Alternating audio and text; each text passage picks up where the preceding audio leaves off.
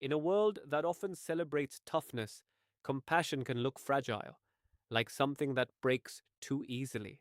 But what if softness isn't weakness at all? What if it's a different kind of strength, one that holds when everything else falls apart? Welcome to the Heart of Connection.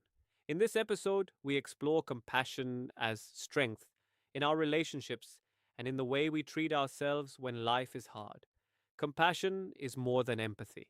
Empathy feels with someone, compassion feels with them and wants to help.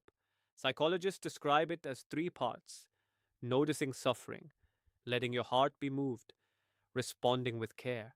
Research shows that compassion is linked to higher psychological, social, and cognitive well being and more positive emotions and connectedness. Compassion training can also reduce stress reactivity and build resilience in the face of pressure. In simple words, compassion doesn't make you weaker, it makes you more able to stay open in a difficult world. In close relationships, with partners, friends, family, compassion is one of the quiet foundations of long term strength. When you respond to a loved one's struggle with curiosity instead of criticism and support instead of shame, you create a space where both of you can be honest. Relationship experts note that compassion helps foster emotional connection and trust, make communication more honest and open, heal emotional wounds and navigate hard times, build resilience as a couple facing stress together. Couples who show compassion toward each other often report higher satisfaction, better conflict resolution, and stronger emotional intimacy. Compassion doesn't mean never having conflict. It means that when conflict comes, we care more about understanding than winning. Imagine this scene. One partner sits at the table, shoulders tense, staring at their phone.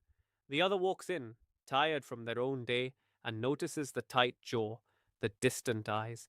They have a choice. They could say, "You're always in a bad mood." Or after one slow breath, they could sit down and say, "You look really worried. Do you want to talk? Or should I just sit with you for a bit?" Same moment, different architecture. Compassion doesn't erase the problem, the unpaid bill, the health scare, the family drama, but it changes the climate around it. Two people facing one problem is very different from two people fighting each other as if they are the problem. Compassion isn't only something we offer others, it's also something we desperately need from ourselves. Research on self compassion shows that treating ourselves with kindness during difficulty is strongly linked to lower depression, anxiety, and stress, and higher resilience and well being. When people practice self compassion, they're better able to bounce back from setbacks and feel that their lives are meaningful, in part because compassion from others helps grow compassion within, which strengthens resilience and reduces distress. Self compassion is not self pity. It's saying to yourself, "This is hard. I'm struggling, and I deserve care, not cruelty, from myself." That inner tone matters. Studies show self compassion helps people recover emotionally after stress, buffering the impact of difficult events on mental health. Compassion is strong because it asks us to do something hard. Stay open when it would be easier to shut down. Listen when it would be easier to defend.